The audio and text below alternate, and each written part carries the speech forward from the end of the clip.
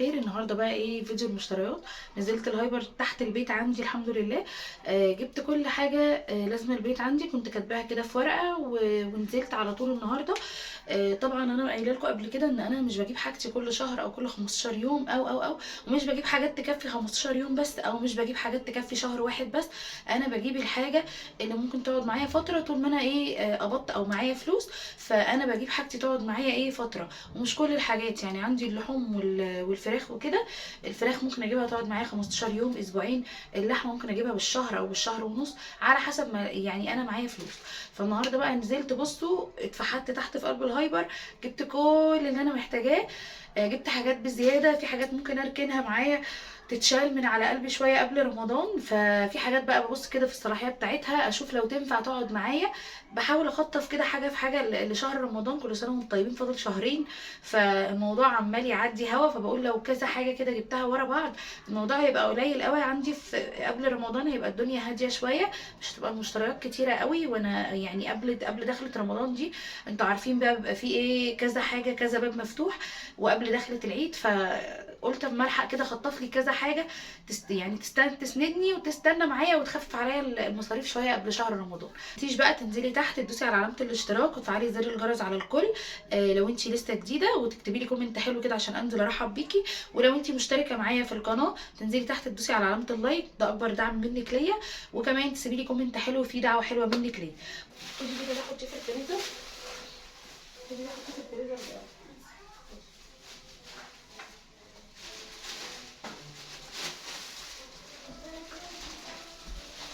هنقول بقى كده بسم الله.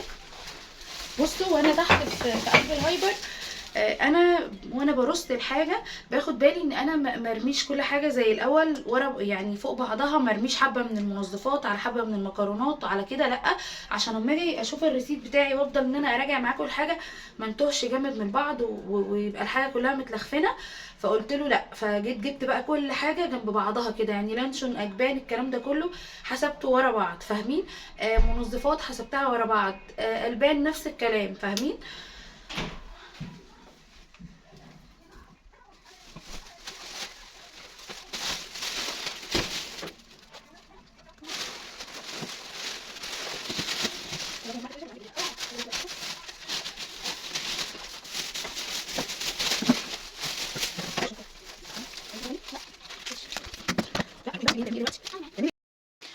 بصوا بقى، هوريكم كده. اول حاجه بدأ من اول شحنه انا جبتها، انا لقيت عرض على الشوكولاته اللي هي بتاعت كمارة دي. انا كنت جبتها مره قبل كده كان طعمها كويس.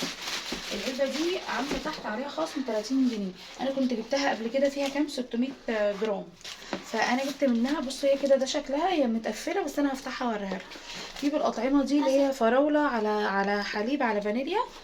وفي واحده كمان اللي هي جبت اتنين، هقول لكم ليه دلوقتي. وشفت يعني الصلاحيه بتاعتها.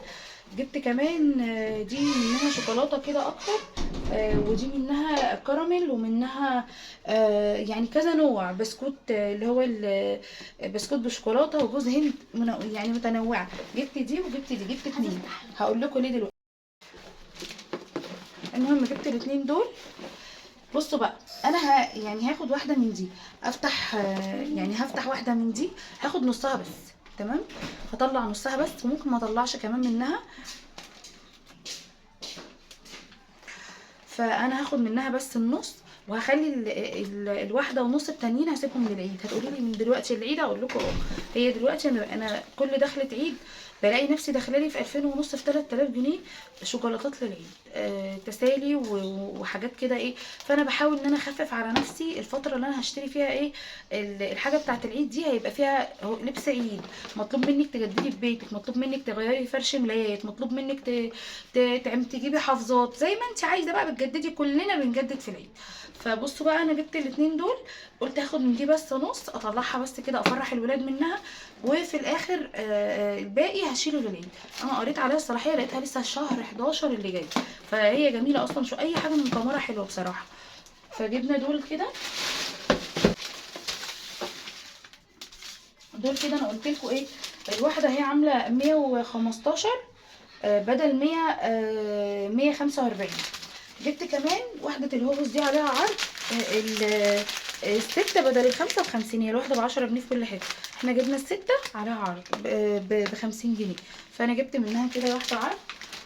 بصوا احنا بالليل كل اللي انا محتاجاه بالليل الفتره دي، انا عايزه حاجه مسكره قبل ما انام. كل ما اجي ابقى هنام، لا انا عايزه اكل حاجه مسكره، فبقول الحاجات دي برده لما تبقى موجوده في البيت. انا بحب الحاجه الحلوه تبقى في البيت وتبقى باستمرار موجوده صراحه.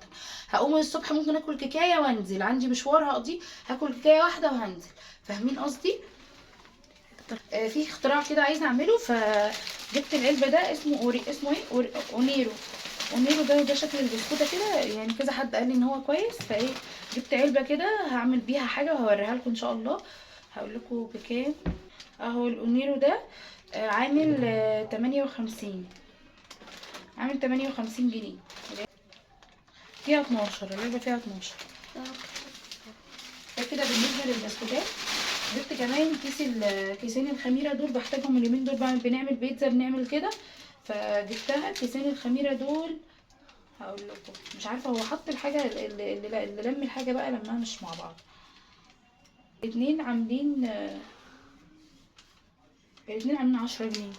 اتنين الخميره اللي هي حلو الشام، دي حاجه حلو الشام كلها بصراحه حلو. كمان الخيار اللي هو جبت كيلو واحد بس خيار. انا عندي طماطم وعندي فلفل، فجبت كيلو كده خيار.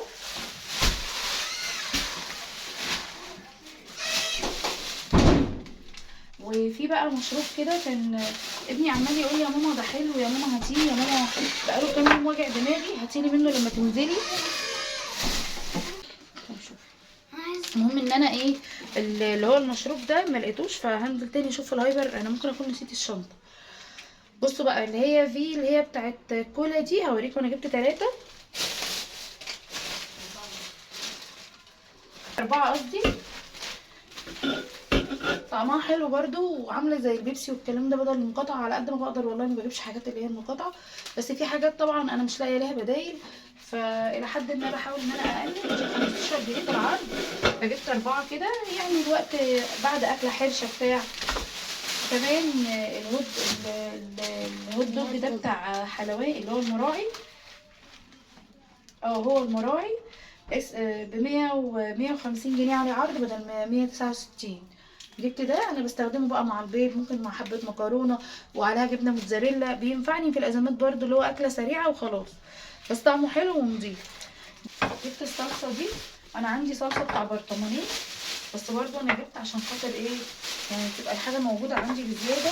اي حاجه زياده عندي هروح مخليها ايه لرمضان، دخلت رمضان علينا. جبت الصلصه دي. هقول لكم دلوقتي بكام، هوريكم شكلها. هي شكلها حلو ولونها كمان حلو. مكتوب عليها الايطاليه. اهو البرطمان عامل 27 جنيه. ده كده 370 جرام، ولونها كويس فعجبتني بصراحه، جبت منها 4. وبرده كنت المفروض بجيب جنبهم كده واحده هاينز، بحط منها معلقه على حاجات معينه يعني، بس بصراحه ما لقيتش هاينز خالص تحت، وهي اصلا مقاطعه فالحمد لله. بس بقى ما عرفتش اجيب حاجه تاني من المايونيز غير اللي هو هاينز، لاني جبت قبل كده كذا نوع هما مش بيرضوا ياكلوه، فاضطريت بصراحه ان انا اجيبه. فبصوا بقى جبته بكام، 55 جنيه الازازه دي.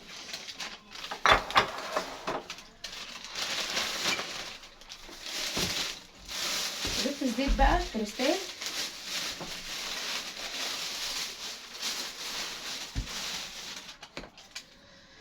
ازازه الزيت اللي هي الكريستال دي، هقول لكم دلوقتي اهي. دي 2 لتر 200 جرام، مكتوبه على الكاشير 2 لتر، وفوق برده 2 لتر بس. دي عامله 215 جنيه. جبتها ليه؟ عشان خاطر انا محتاجه زيت يكون نظيف عندي، غير الزيت اللي هو بتاع ايه، بتاع آلية او بتاع هنديه ده. فالمهم ان انا جبتها، وبرده هنزود منها ايه، انا قايله لكم ان انا كنت جبت زبده الشرقيه صفرا، فانا عايزه اسيح منها واحط منها ايه، من دي مثلا النص على 3 كيلو سمنه، فهنظبط الدنيا شويه ايه في الميزانيه. كنت المفروض كمان اجيب علبه سمنه، بس بصراحه ربنا ما لقيتش اللي عليها العرض. وكمان جبت واحده دبس الرمان. انا عندي بس يعني عندي نص ازازه، وانا ما بستغناش عن دبس الرمان. ف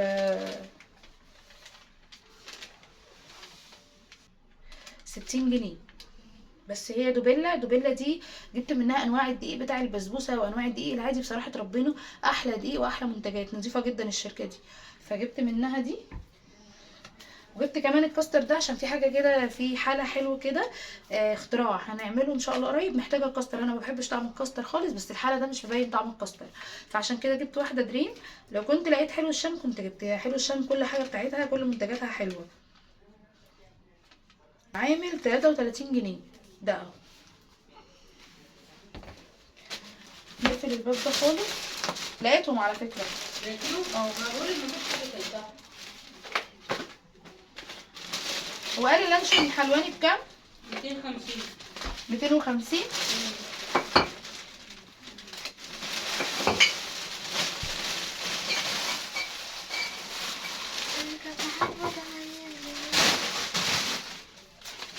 بصوا بقى هقول لكم انا جبت ايه.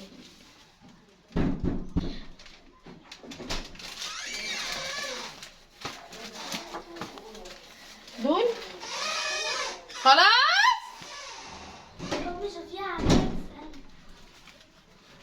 دول 4 أتمان.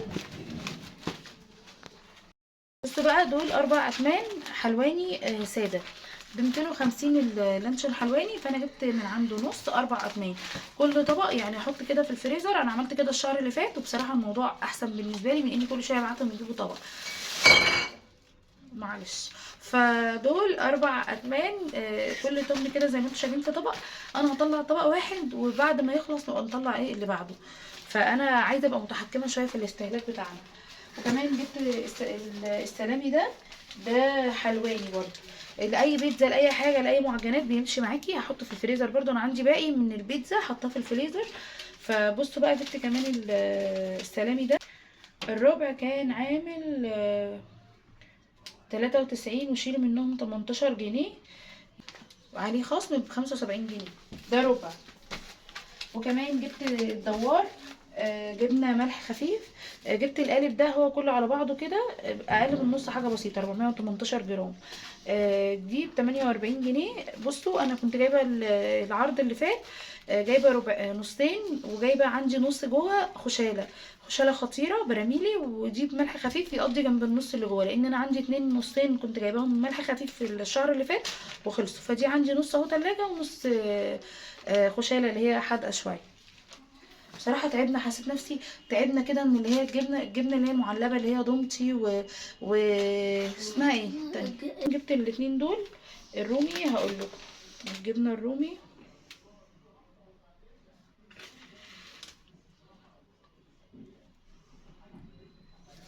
جبنه رومي بطارخ قديم ب200 او 245. ف جبت ده ب66 وده ب61 طبقين. برضه هحط واحد في الفريزر واطلع منه، وهشيل واحد يعني اخلينا في التلاجة. دي بقى اللي بصراحه غاليه شويه، بس يعني لما سالته قال لي تحفه، اللي هي الجبنه الشيدر النيوزيلندي. قال لي خطيره، وليه فيها بقع سودا كده مش عارفه، ابقى اشوفها لما افتحها. المهم ان هو قال لي هي تحفه. ده الطبق ده عامل 118 جنيه بس، ده ربع يعني 118 جنيه بس ربع كيلو على بعضه. فجبت كده، جبت كمان طبق من دي. قلت يعني نغير. ينفعك بقى في سندوتشات، ينفعك في اي حاجه. الجبن في التلاجة ما بتخسرش. الولاد جم بدري شويه جعانين، هتعملي سندوتشات وهي. بصوا بقى ال3 ازايز اللي انا كنت بدور عليهم، وهي دي جبتها للولاد عندي عشان شايفينها من بدري وعاملين لي هما عايزين منها. الواحده عامله 15 جنيه اصلا. فجبت ال3، واحده بطيخ واتنين كده زي ما انتم شايفين برتقال اهو. جبت 3 هما يجربوا بقى الاطعمه مع نفسهم. الدانون دي جبتها، هقول لكم دلوقتي. جبت الدانون دي اللي هي ال8 ل 55 جنيه 8 علب. مطلعه الفينو، فجبت كده ايه كيس فينو، مكانش لسه حتى اقفله. فجبت كده كيس فينو.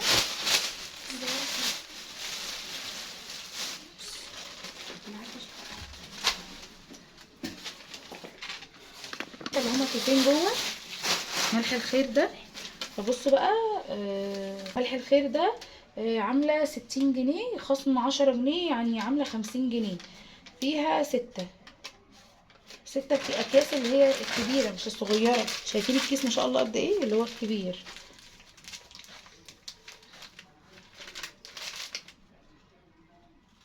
دي 800 جرام، يعني دي كده 800 جرام. جبت بقى حبيبي اللي انا ما بستغناش عنه خالص. بصوا بقى، اللبن الميرو ده لازم يبقى اساسي عندي وعندي.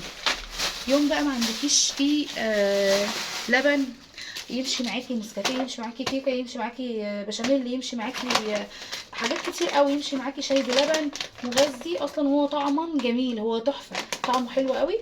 الصغيره اللي هي ال 100 جرام لقيتها عامله حاجه و40 جنيه، فاهمين؟ ف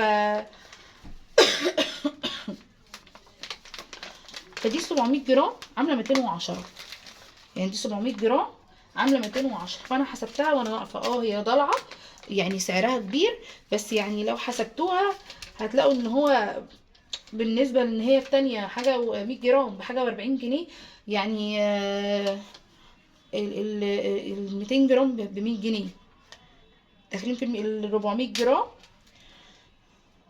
بال 200 اللي هم اصلا بسعر ده، فاهمين قصدي؟ فانا جبت دي 700 جرام، يعني قولوا كيلو الا ربع، عامله 209.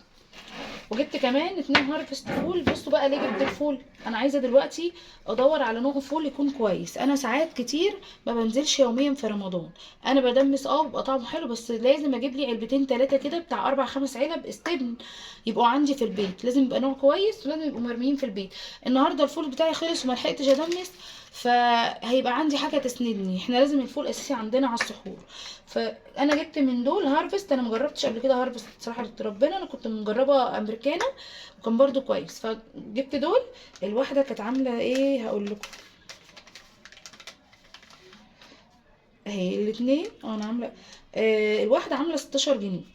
فجبت دي اهو، جبت 2 كده، عايزه اجرب كام نوع بحيث ان انا اشوف النوع اللي هيناسبني اكتر، واجيب منه 4 5 ارميهم عندي في قلب الشقه، بحيث ان ايه ما دمستش، ما حدش نازل، مش هنزل النهارده، يبقى عندي حاجه ايه اعمل بيها السحور بتاعي. والمتحده دي جبتها، المتحده كل حاجتها طبعا نظيفه. جبت الشوكولاته دي، ده عامل واحد 62 جنيه، مش عارفه ايه اللي خلاني اتجننت وجبته، بس هي نظيفه. انا بحتاجه طبعا، عايزين نعمل كوكيز الفتره الجايه فجبته عشان كده. فجبت الكيس ده شوكولاته شيبس.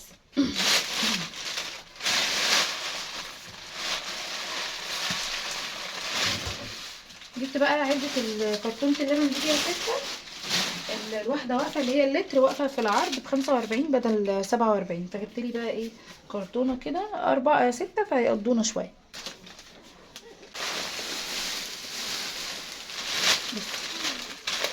لسه والله من كل مكرونه جبت 2. ده نصين اهو. انا عندي لقيت عندي كيلو قبل ما انزل، لقيت في اللاب الخزين كيلو اللي هو المكرونه اللي هي القلم، فجبت كده من بواقي يعني بقيه الانواع التانية جبت منها. جبت الملكه دي كيلو كده عامل 30 جنيه. وجبت بس شعريه جبت 2 كيلو لاني عندي حبه صغيره، دول عاملين 60. جبت برده من اللي هي التحمير كيلو واحد. انا مش عايزه اركن تاني برغم ان انا داخل عليا رمضان، بس انا بصراحه ربنا مش عايزه اركن مكرونات كل شهر عندي العروض عليها. فجبت كده كمان من الهلاليه دي احنا بنحبها، ما لقيتش كيلو على بعض، وجبت اللي هي كيسين كده اللي هم 800 جرام. وجبت كمان كيسين دقيق عامل كام 23. دول الاثنين دول كل واحد عامل 23 ونص. لمتنا ده انا بستخدمه في كل جميع الاغراض، لو هتعملي بيه كحك وبسكويت هيمشي معاكي، يعني ما تقوليش عشان هو نوع رخيص والكلام ده. لا هو حلو على فكره، جودته كويسه. جبت بقى الشوكولاتات دي مش عشان خاطر راس السنه، احنا تاني يوم راس السنه اهو، بس حقيقي احنا بنبقى قاعدين كده بالليل بنبقى محتاجين حاجه مسكره جنب كوبايه شاي بتاع. فاحنا جبنا بقى، جبت ايه، جبت نص من الكوبي ده كان عليه عرض طبعا عشان عيد الكريسماس.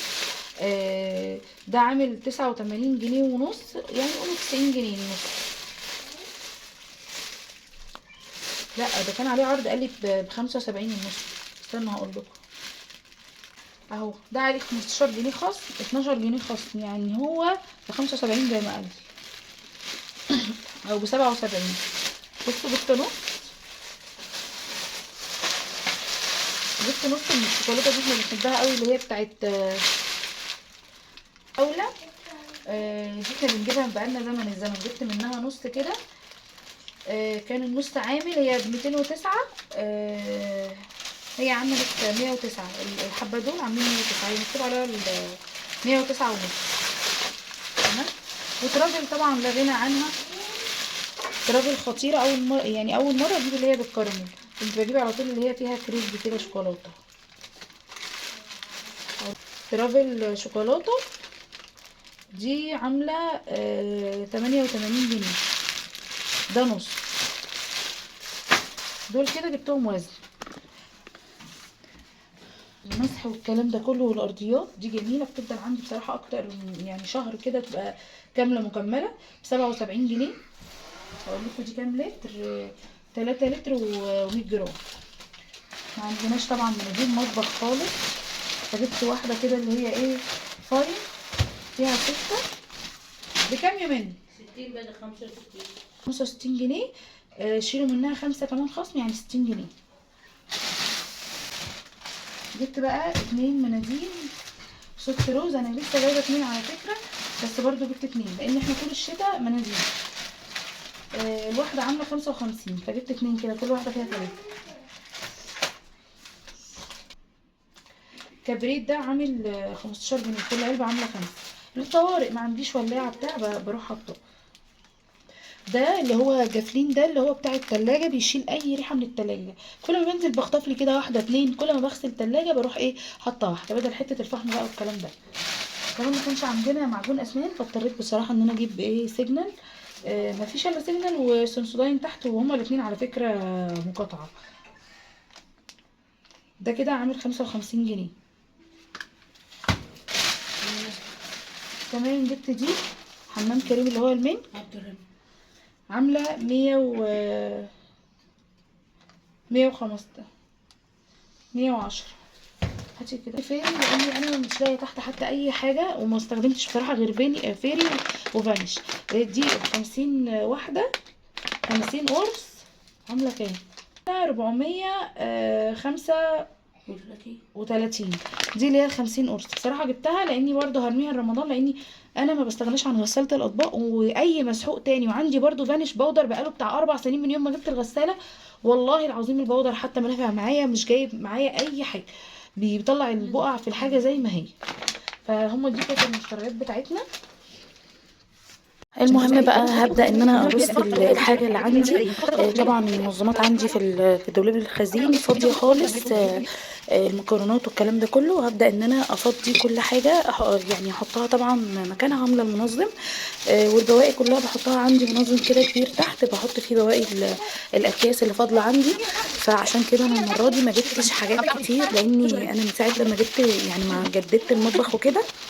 الدولاب الخزين عندي صغير خالص، هو واخد حاجتي بالظبط، يعني مش هيستحمل اي زياده. فعشان كده انا جايبه من كل حاجه كيس كيسين. بس فدلوقتي فضيت بقى الاول شوكولاتات كده في العلبه اللي هي بتاعه الكاندي دي لولادي، بحيث ان تبقى جنبنا كده على الرخامه. اي حد عايز ياخد اي حاجه بياخدها على طول منها. وكمان فضيت كده المكرونات، وطلعت كده بكره مناديل للمطبخ. انا عايزه اقول لكم بقالي كتير ما عنديش مناديل. كل حاجة طبعا قبل ما بحطها بشيل اللي هو من قبلها، من قبل كده. لو بواقي مثلا بخليها هي من فوق عشان استخدمها في الاول، واخلي الجديد في الجزء اللي تحت كده. خلصت بقى كل المكرونات اللي انا جايباها. جبت شكارة رز وجبت زيت وجبت فيبا، بس ما وريتهم لكوش، هوريهم لكم ان شاء الله الفيديو الجاي. وكمان جبت مشتريات من شاهين من العروض، هوريها لكم ان شاء الله الفيديو اللي جاي. بس يعني هتبقى في وسط روتين، عشان انا ما لحقتش ان انا ايه يعني انزلها في الفيديو ده، عشان برضو الفيديو ما يطولش اكتر من كده. فخلصت كده كل حاجه، وبدات اشيل كل حاجه مكانها، وبدات ان انا يعني الحاجه اللي هتروح الحمام ادخلها، الحاجه اللي هتدخل الخزين بدخلها، الحاجه اللي هتدخل التلاجة بدخلها. برضو الجبن هعمل فيها نفس الكلام، بفضي كده في علب الجبنه واللانشون وكل الحاجات اللي انا هحطها في التلاجة، والباقي بروح شايلاه على طول في قلب الديب فريزر جوه. وبرضو هنا في دولاب الخزين رجعت كل حاجه مكانها، المكرونات والحاجات اللي انا فضيتها كلها، واحط كمان الصلصه، واحط كل الكلام ده. يا رب يكون الفيديو عجبكم ويكون خفيف على قلوبكم. ما تنسيش بقى لو اول مره بتشوفيني واستفدتي والفيديو عجبك، تنزلي تحت تدوسي على علامه الاشتراك وتفعلي زر زر الجرس على الكل عشان يوصلك كل فيديو جديد انا بنزله. ولو انتي مشتركه معايا تنزلي تحت تسيبي لي تدوسي على علامه اللايك، وكمان تسيبي لي كومنت حلو منك ليا كده، في دعوه حلوه. وكمان تدعوا لابويا لان النهارده كده هو تم ال20 سنه على وفاته وذكرى وفاته، فادعوا لابويا بالرحمه والمغفره هو وكل اموات المسلمين جميعا. وبجد والله العظيم الموضوع النهارده صعب وفارق قوي، كأنه لسه اليوم يعني لسه اليوم بيعدي من اول وجديد. فربنا يرحم امواتنا واموات المسلمين جميعا، وربنا يصبر كل حد فقد حد قريب ليه، ويهونها عليه كده. المهم كده كنا وصلنا بقى لنهاية الفيديو. وحابة اشكركم كلكم على الكومنت اللي بخش الاقيها، والناس اللي بتسأل عليا، ولما بقيت اغيب يومين بلاقي ناس بتدخل تسأل عليا وانت فين يا دودو ما نزلتيش ليه النهارده. بجد بحبكم قوي. والله العظيم انا بنزل، يعني بقيت احب ان انا انزل فيديوهات واصور واشتغل عشان خاطر بس انا بلاقي ناس بتتفاعل معايا وبتاخد بحسي كده، عارفين اللي هو بتاخده بحسي. بس فكده وصلنا لنهاية الفيديو، يا رب يكون الفيديو عجبكم.